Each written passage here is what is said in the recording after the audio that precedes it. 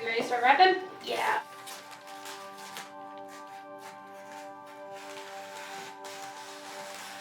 I got these gifts for Mom. Well, they remind me of Mom because she always loved the color purple very much. And she always loved anything furry, especially her socks. And she loved her little design patterns on her socks, like snowflakes, snowmen, all that crazy stuff. Well, I'm gonna put this on the top. I'm not really gonna wrap it with it. After I wrap it, I'll probably hot glue it on top.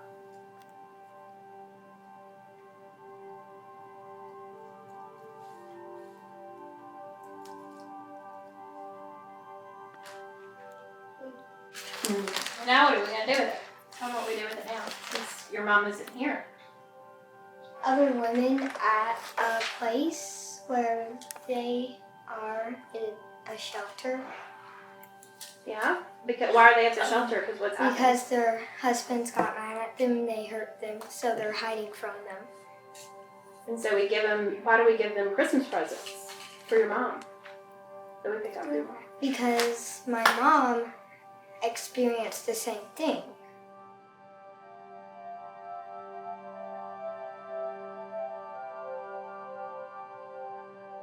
Heather was murdered in April of 2013 by her husband. She was a missing person for about a week before we actually found the body and knew that she had been murdered. I gained custody of Connor and Ava, their 2 children.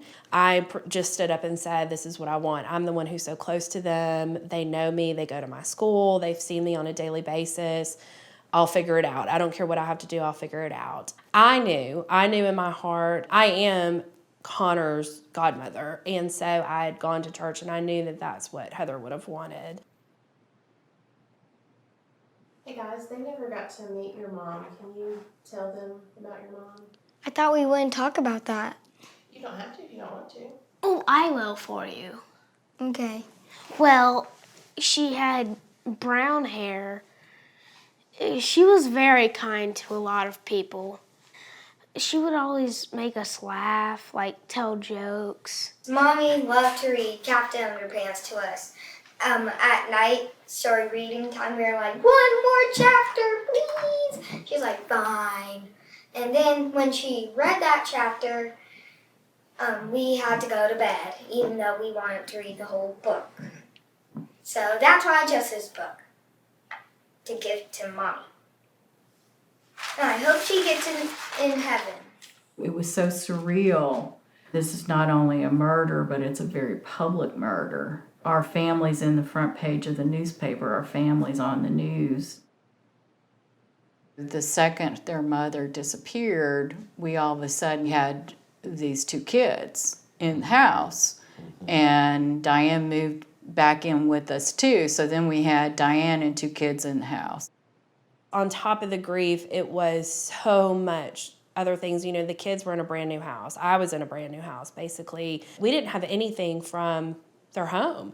So we had no clothes, we had no toys.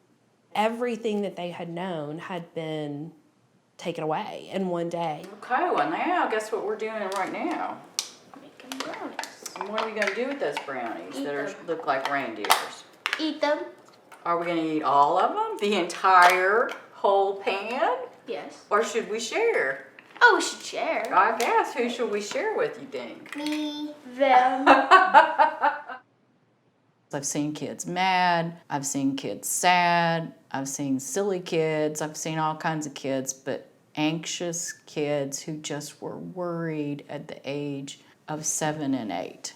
Ava would hiss like a cat and growl like a dog. It was like a feral child. Connor was a hypochondriac. That was his response to grief. He would get a little paper cut and he would look at it for 2 or 3 days.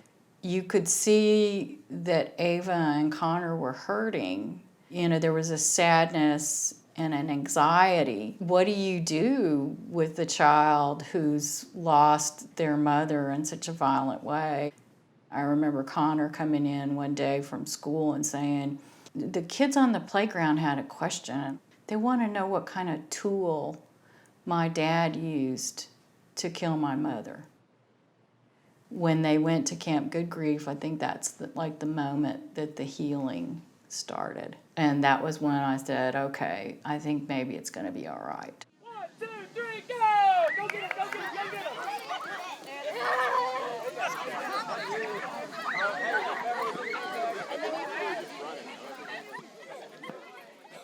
We developed camp the way that children grieve. They grieve in spurts. They can only handle intense feelings for short periods of time, and then they naturally know that they need to go run or play. And they'll say that at camp. I can't believe you want us to have fun at Camp Good Grief. So it teaches them that that's really how life is, that their grief is not something they're trying to get over or away from, but it is in fact a part of them. We received a grant in 1998, and we had our first Camp Good Grief in 1999. We hoped we would have 30 children. We were overwhelmed with applications. We had over 100 applications. We knew that there was a need in our community, but the need even overwhelmed us. Well, camp was actually really fun. They gave out free candy on the bus, we sang songs, none of it was sad. It was all just a really happy place, and I loved it. Ava was in a group with 2 other children who had a parent who was murdered. And that was huge for her. In our little community, they felt so ostracized and so different. And because it was on the media, the kids of the school knew so much about it, and it was just kind of crazy. And for the first time, she knew that someone had been through what she had been through. When Connor came back from camp, it was the first time that he really was able to say, my dad did something really wrong. What did you learn about grief? Well, it's okay to be sad. That's pretty much the main thing. What did you learn, Ava? I don't really remember. I don't know. I don't know if I learned anything or not. Well, I know you did learn something because you don't seem too upset about the fact.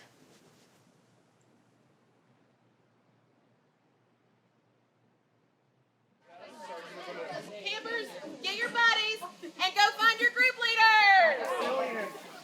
Woo! Go buddies, go buddies. We were friends in college. We met in a psychology class in college. And I remember 20-something years ago, this woman right here telling me about this dream to start this camp. It's okay to cry. And this is now our 18th year, and it's all her dream right here. Give it up for this woman. I always knew I wanted to help people, but I actually thought I would be a nurse. And I started off in nursing school. And within 6 months, I had a dear friend and my brother both diagnosed with cancer. And I sort of saw how my family coped and how my friend's family coped. And I realized I really didn't want to take care of the patient. I wanted to take care of the family. How could one family member be coping one way and another a different way? As I was ending my undergraduate career, I was led to Baptist Trinity Hospice and became an intern with them. And after graduate school, luckily they were able to hire me because they were looking at starting a grief camp. That was part of their vision, and I was able to help create that with them.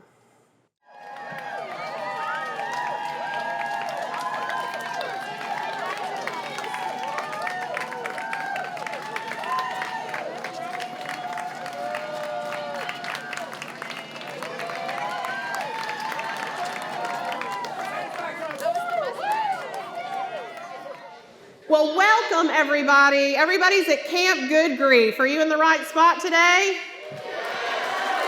All right, campers, I have a very important question. I want you to think about what makes Camp Good Grief different from any other camp out there. I want you to think about it, and I want to see who knows the answer about Camp Good Grief. Okay, Grayson, you come up here for a second? All right. I think you know the answer. Do you know the answer? Okay, you going to tell everybody? You going to say it in the microphone? You going to tell me? Okay, what? Everybody here has a parent or someone that died. Very good, Grayson. Grayson said that we're all here because somebody in our family has died. Let's give it up for Grayson for being so brave. I'm so proud of you. Thank you for telling us. Thank you.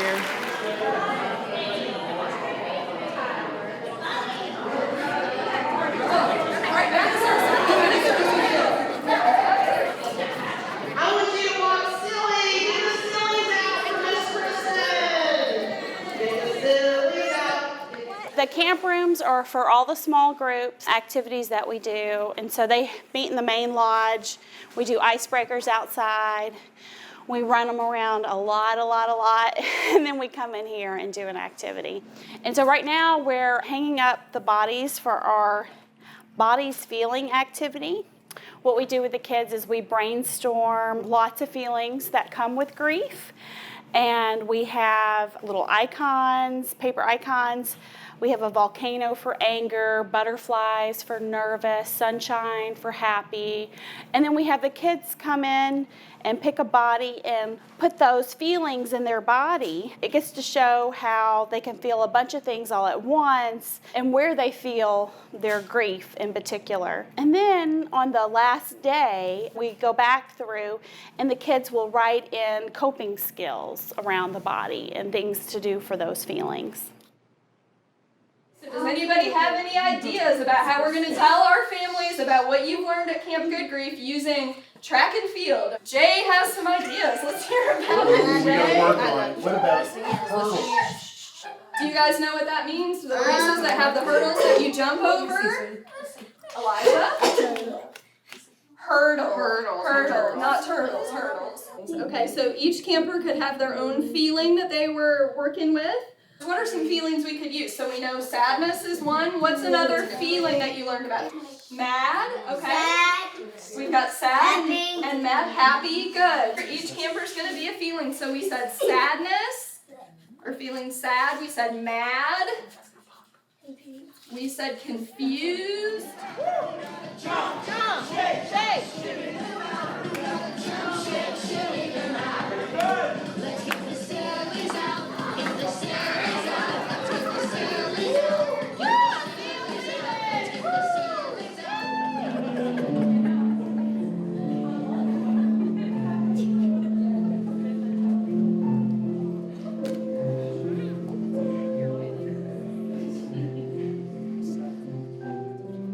When I was a teenager, when I was 18, I lost my brother, and I didn't have this then. It didn't exist then. But when I heard about it, I thought, what a wonderful opportunity for kids and teenagers to have a shared experience, basically. And a former counselor here just reached out to me saying, hey, we're looking for some volunteers, and it sounded like the perfect way to get involved.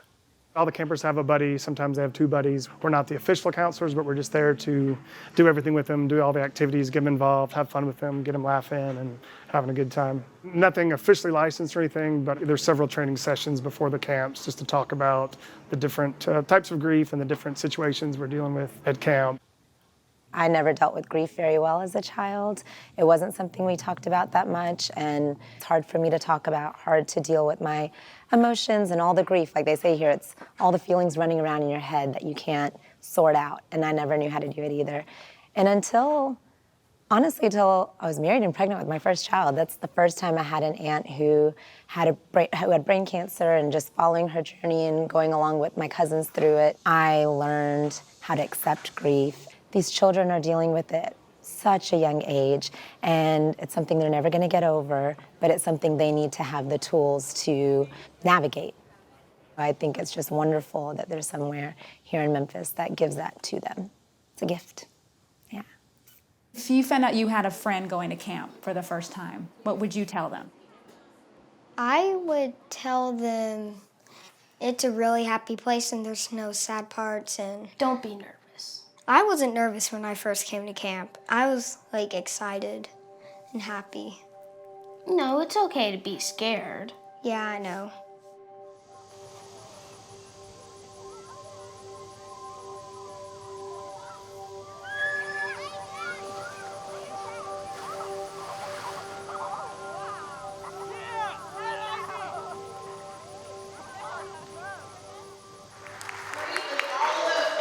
Feelings and emotions that we feel, and where do we feel them? Everywhere. In your head? In your heart?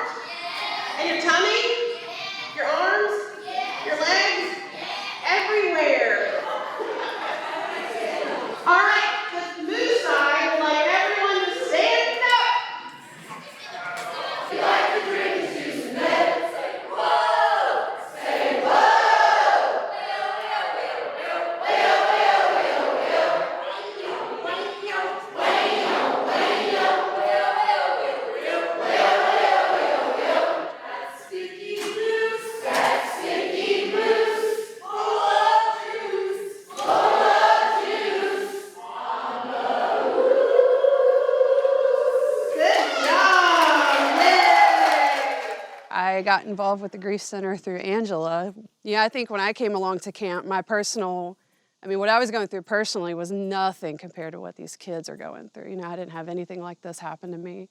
So, you know, I just wanted to do what I could for, you know, who I could.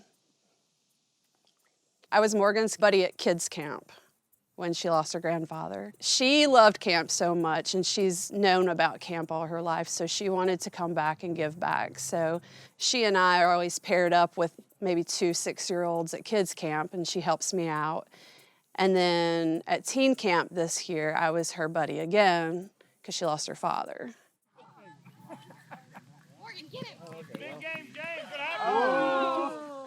She's 16. We're very close. She's the greatest niece in the world. She's very strong, and seeing her go through what I've gone through with her dad and then my dad, it's very comforting to know that we both understand each other and we can be there for each other. Paul had a heart attack on a Saturday, and he died that following Friday. His death was sudden. It was unexpected. Your world changes, you know, within minutes. Morgan's father loved his family. He loved his friends and kind of committed to them above all. Paul was larger than life. He lived well, and he loved a lot. The word bereaved means to be robbed. She was robbed of her father, and trying to, you know, figure that out and find that place in her life and of expression, that's what I've seen in her now. I don't think I realized how much I could, like, care for someone or, like, even the kids, how I didn't know them at all, but then I care for them like they're my own little sibling. The other day, I was actually eating lunch with my camper, and she goes, "I miss my daddy." And I was like, "Yeah, you know, I miss mine too." And she goes, "Oh my gosh, your dad died too?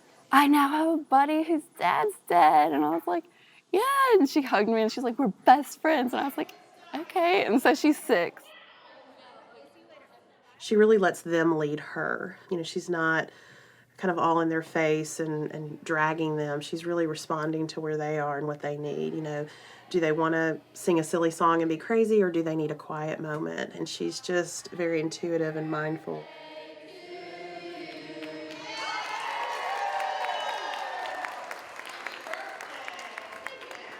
Let me see up here on my royal stage my 1520 friends.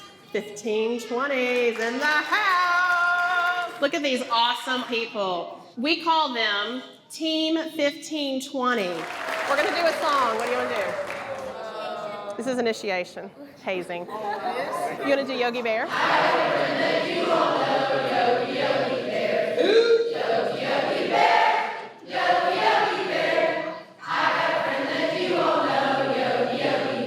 Team 1520 is a group of teenagers who used to be former campers at Camp Good Grief, and every Thursday before camp during the summer we will meet up, getting together their arts and crafts. We fold shirts and everything, like we prepare for camp.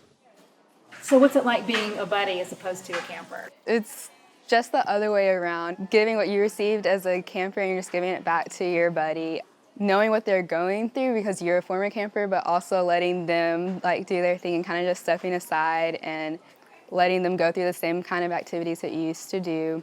So you're not really done with the camp once it's over. You can always come back and be a buddy, which is awesome.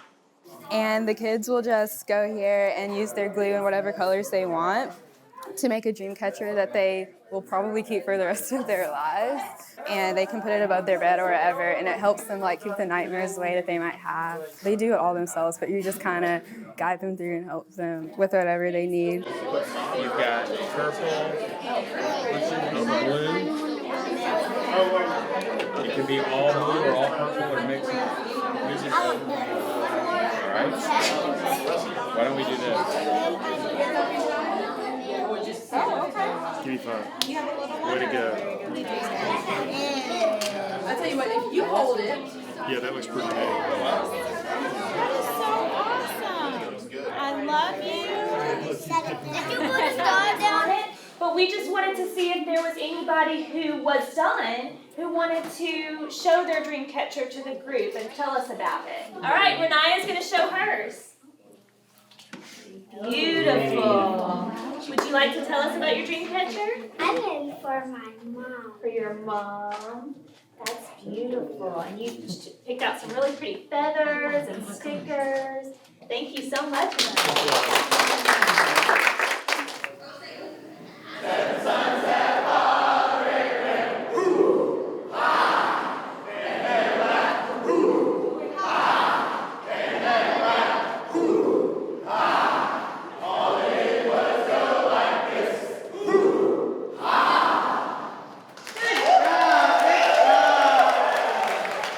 What is grief?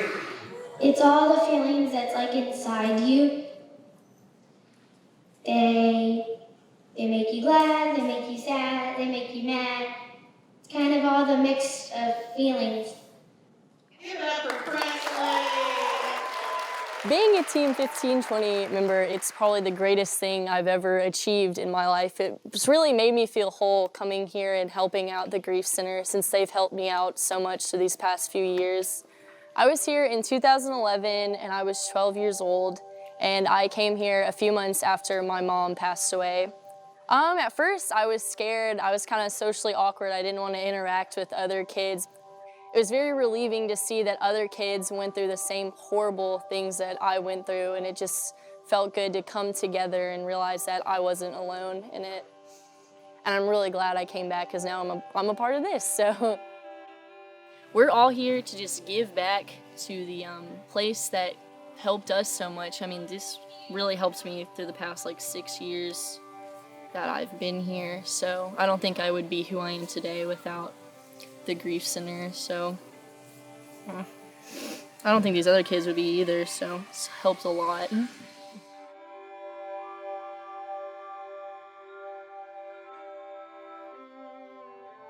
The children that we see here will say, "Good grief. What's so good about grief?" And I love that because when they first start coming here, there's nothing good about grief. They will look at you and say, "That is the dumbest name, and there is nothing good. Here's why." And they'll take you through all the secondary losses they've had.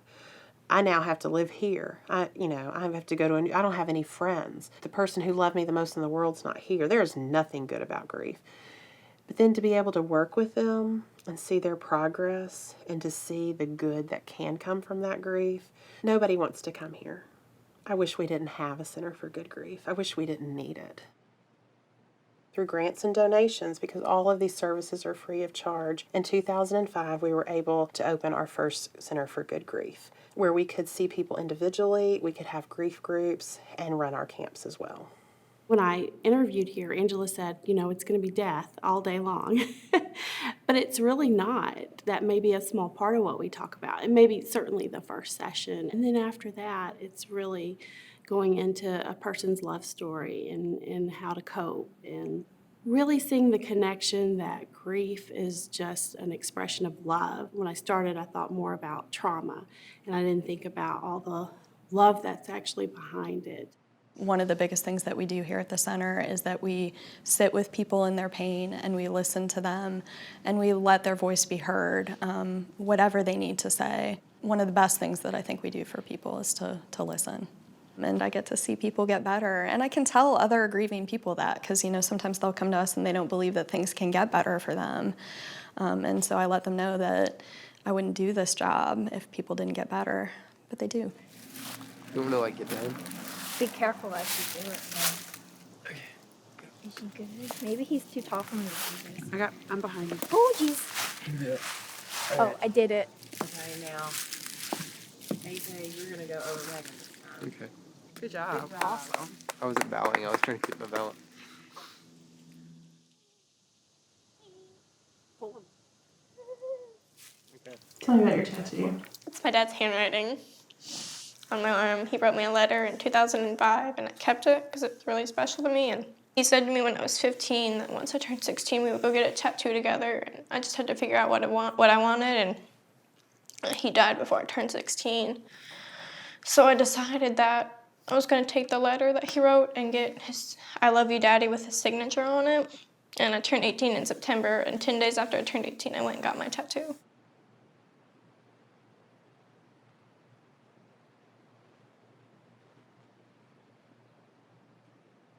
AJ, tell us about that picture that you have.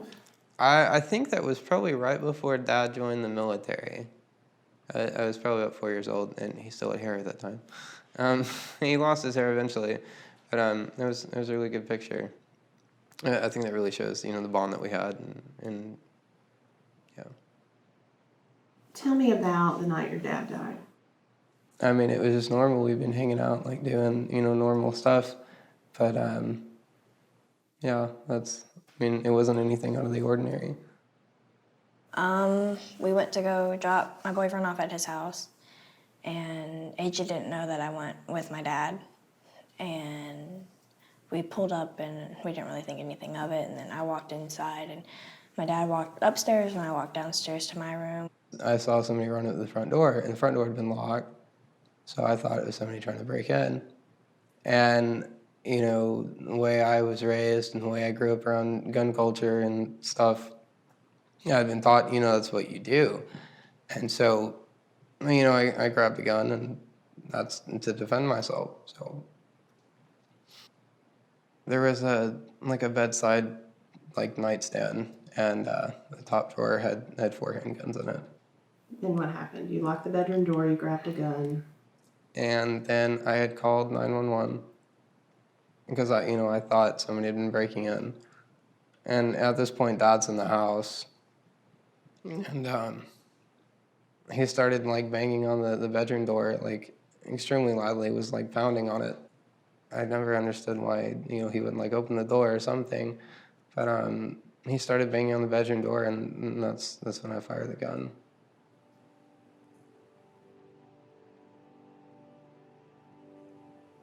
I went to the hallway, and of course there he was. So of course then it hit me. And I think 911 was still on the phone at the time, and I picked up the phone and I was like, oh my God, I just shot my dad, so. And then I just hear a thud. As soon as I went up there, I saw it, and instantly I was like, I need a rag to put pressure on the wound.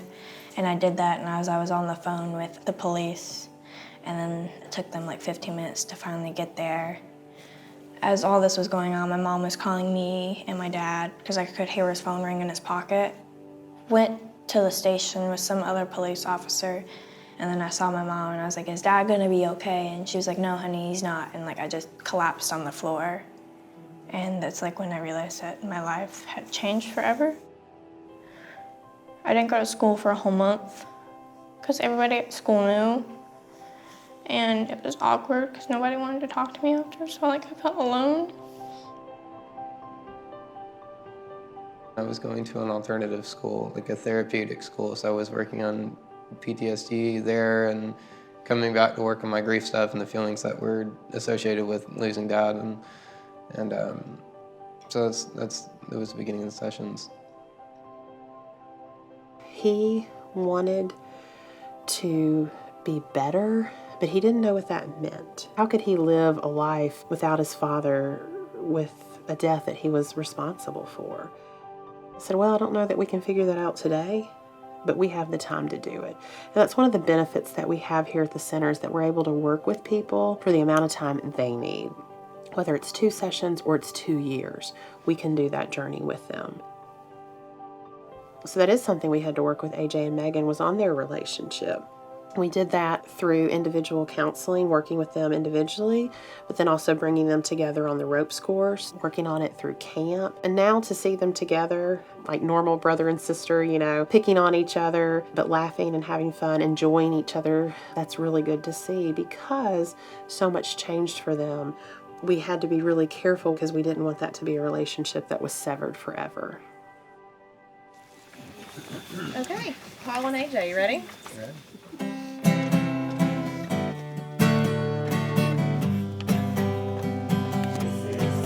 And I know you'll find some hope for your heart and some peace for your mind.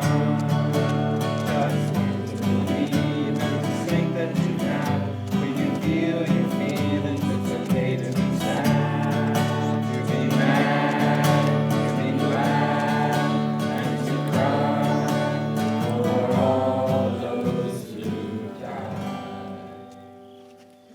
job, everybody. Very good job. Very good.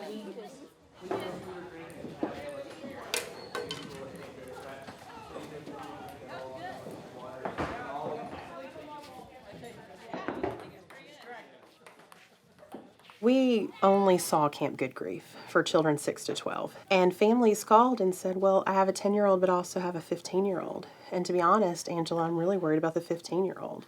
They're not adults, they're not children, and grief complicates it. It's a different camp on purpose. A 6-year-old grieves in very different ways than a 16-year-old. We wanted to get the teenagers away, out of town, away from cell phones, away from family and friends, to really focus on themselves, to let themselves be vulnerable and to make new connections with new friends. A lot of times the teenagers will say, well, I'm not going to talk, I'm not going to participate, I'm not going to engage. And so quickly they shed that when they have a chance to be with other grieving people.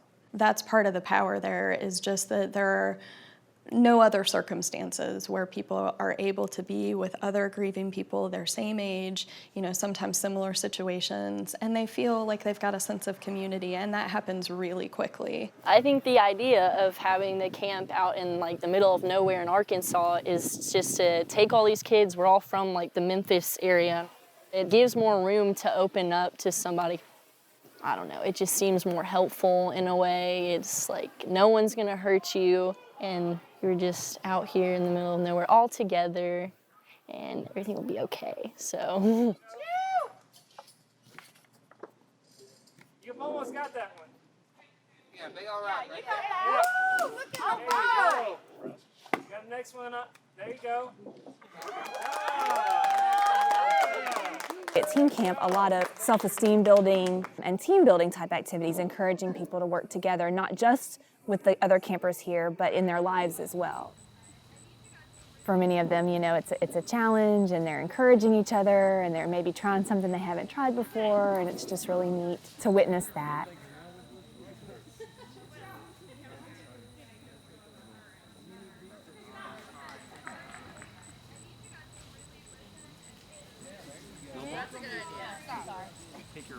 In many ways, it's a metaphor for grief because, you face obstacles. A lot of times it feels like you're going in circles. You have to start over, and how frustrating that is. And sometimes they may feel like giving up. So, just do a big jump. All you got. One. And I'm going to stand here just in case. 1, 2, 3. Huge jump.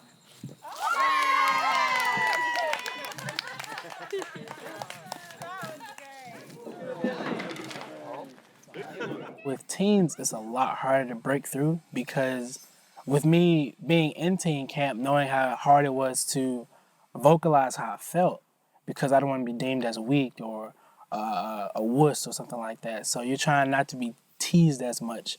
And we try to really break that core. You see a lot of kids come in and they're cool, they have this social standard that they have. And to see it finally be broken and see them have fun and see them feel a certain way lets me know I did my job. So teen camp is more so focused on breaking that barrier of you can't feel this certain way.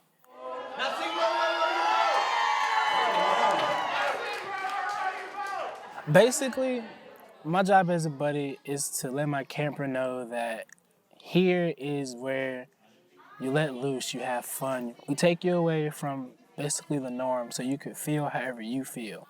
And you're not alone. Once you're not alone, you start to have more fun. Really, it's just about seeing you smile again. Like, once you paint a smile on a kid's face after they've gone through such an event, that's it. That's really the main focus. When we were going to bid, he was like, this is the best day of my life so far. So that let me know that I did my job. I did what I was supposed to do as a buddy.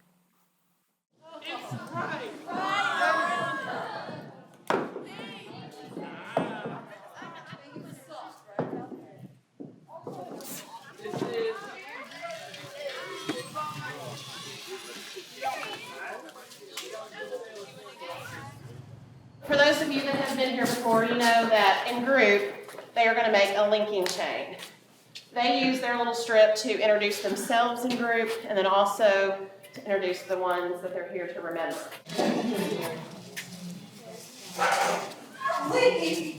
But We also know that we are here and we are people who have lost and loved. And if you want to write something about your loved one, we'd love for you to do that too. Once you finish them, come up to me, I'll staple them, and we'll make up our chain that will connect to theirs as a bonfire.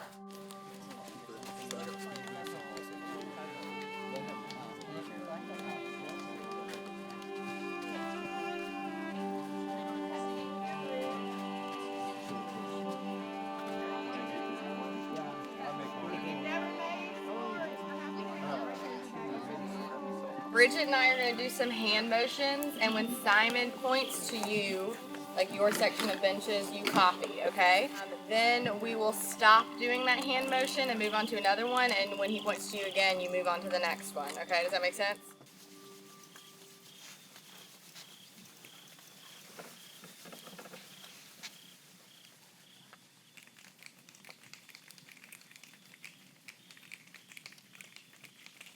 The spiritual and the relaxing kind of go hand in hand. Once you first do it, it's honestly weird. And then you start to get it. And you start to relax and you start to feel unified in a sense. It's not really religion. It's the spirituality of it. It's like a next level feeling. And that feeling, you can't explain it. You can't put it into words, you just feel it. When you look next to yourself and you see somebody else feeling the exact same way, it's just, you belong, basically. That's really how it feels.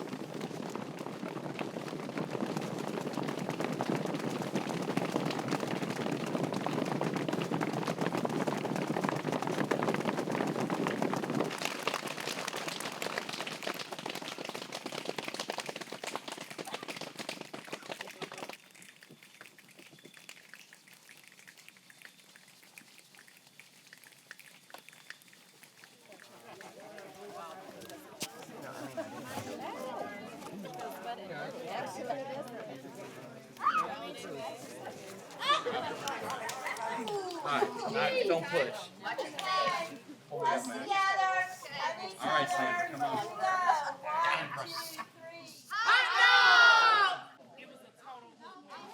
I was introduced to camp in 2004. My grandmother was a patient with the in-home care for Baptist, and she passed of colon cancer.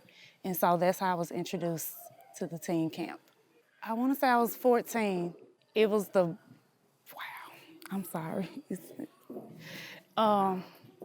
It was really one of the most amazing things I've ever experienced in my life. And I just knew I had to come back to be there for someone else like someone was there for me. I was nervous at first because I didn't know how well I would do. It just came really natural to me. Because it's really about just helping somebody else.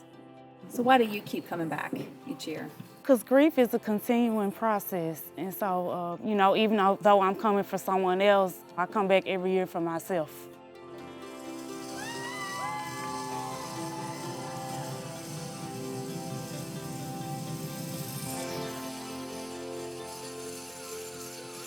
Most people are nervous, whether they admit it or not. I know, Most it's people just, well, that's what makes it fun if you do Right. just a little bit of that. That's right. There's not as much of a thrill. It needs to have just a little bit of challenge to it. Does that make you feel better? Leaning back into it. He did. Love doing the zip line.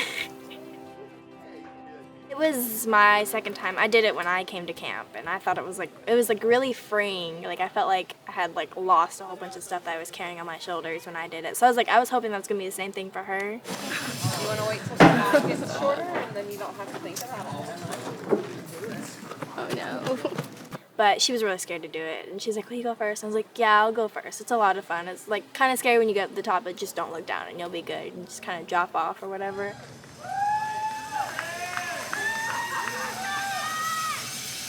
Pose, we do something. You want to say something to the camera? I have fun here. After it all happened, I came back to school after a month. People would just sit there and stare at me, and I felt like the weirdo, and I felt out of place and like an outcast, and I didn't have anybody to lean on. Then I came here and I definitely felt like I had more people to lean on, and I felt closer to a lot of people that I had never met my whole life.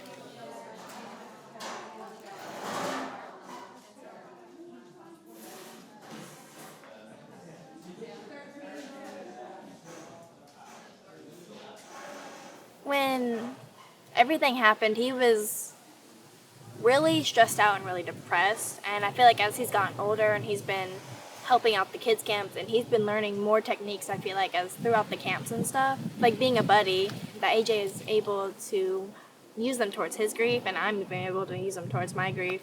You know, he told me the other day, he's like, yeah, sometimes I cry and that's okay, and I'm like, I cry too, so it's even more okay.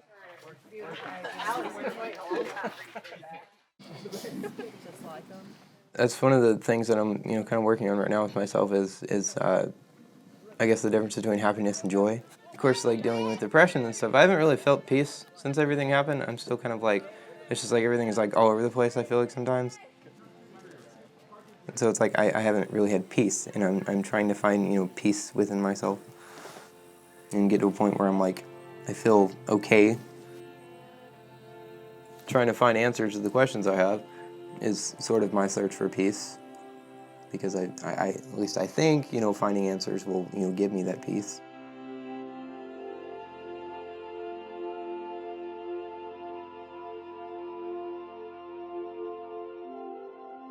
When I was a camper, I was lost. I gave myself like a year max to be on the world, because after I lost my father, I just couldn't explain it. I didn't want to be here without my dad.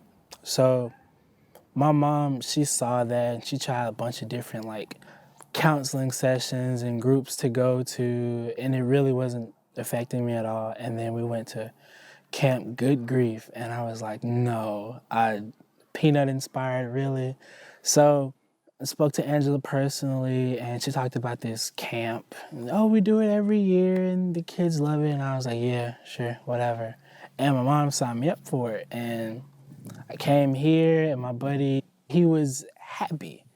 And I was like, how could somebody be so happy? And to find out that we all lost somebody, I was like, wait. So he's that happy and he lost somebody? Like, no, there's no possible way. And he sat me down and he explained everything, and I know it was honest. I would smile and wave and be courteous, but I just didn't care about being here. I wanted to just go through the weekend and finally come home. And I broke through this wall. I still don't know how. I just did. And I opened up and I felt so differently. And the following week I went to school, and for the first time since my father passed away, I had emotion. I realized, like, Elijah, you can do this. This is all you. I don't know what I just felt, but it feels nice. After all this time, it feels nice.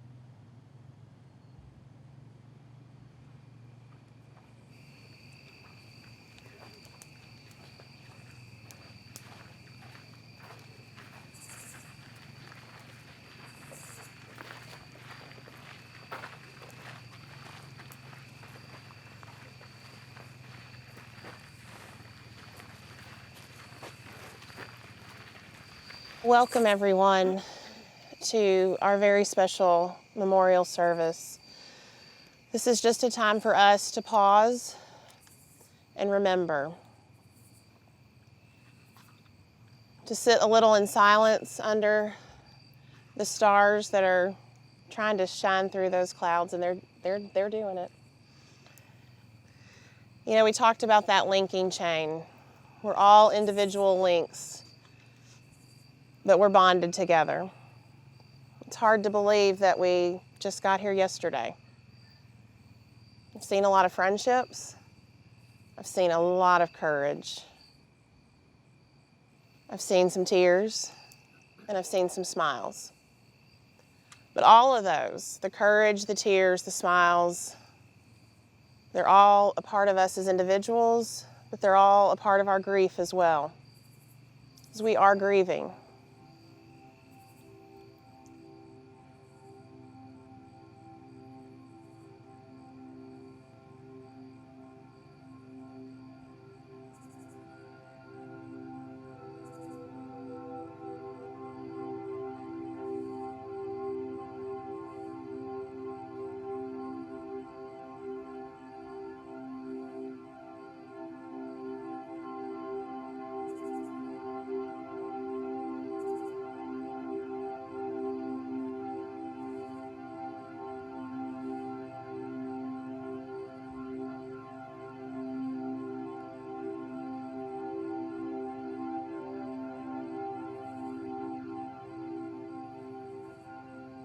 Karius releases his balloon in memory of his dad.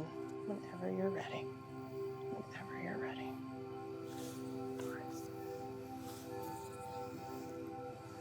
You can do it. You can do it. Good job, Karius. It's very brave. Very brave.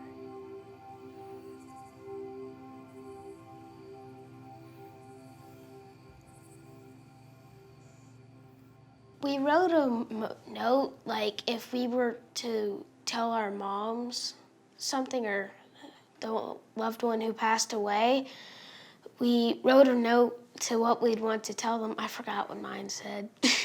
If I did that right now, I just put a big smiley face to Mom. And then we'd tie it to a balloon and then we'd release it. Before, I think I just wrote, I miss you. I would just do a bunch of smiley faces, and I'd point to all of them I just draw arrows and point to all of them like random smiley faces.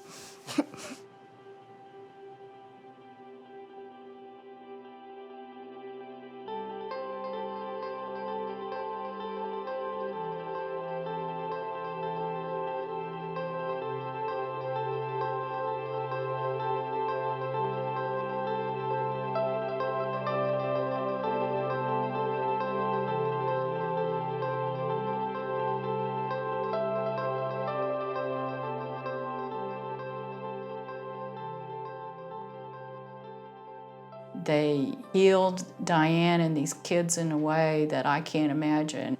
Everybody has heard the story of Heather's death, but nobody's heard the story of how we all put the pieces back together and went on.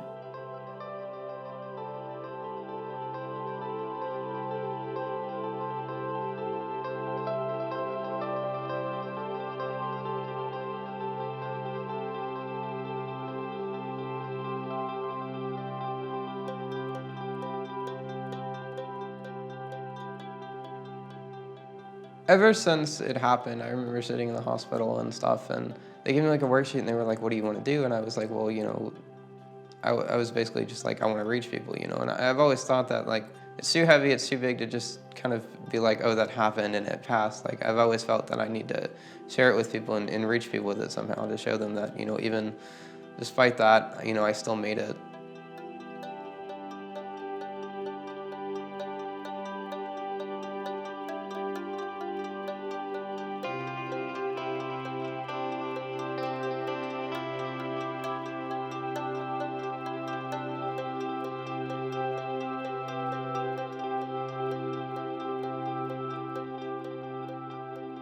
Like if a flower were to go through a really bad storm and they come up and they bloom again. That's kind of how I think of it. Like they were torn down and everything and they just come back and they're as beautiful as they were before, you know? So it makes the roots deeper, you know? So, yeah.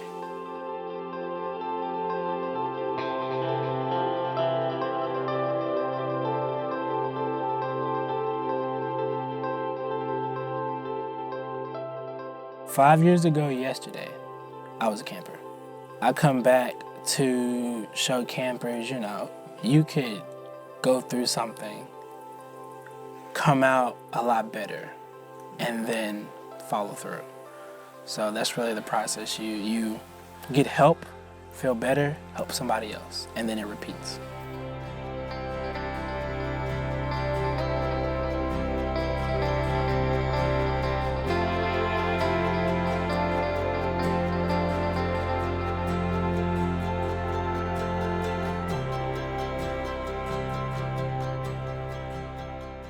We know hope exists. We see it every day.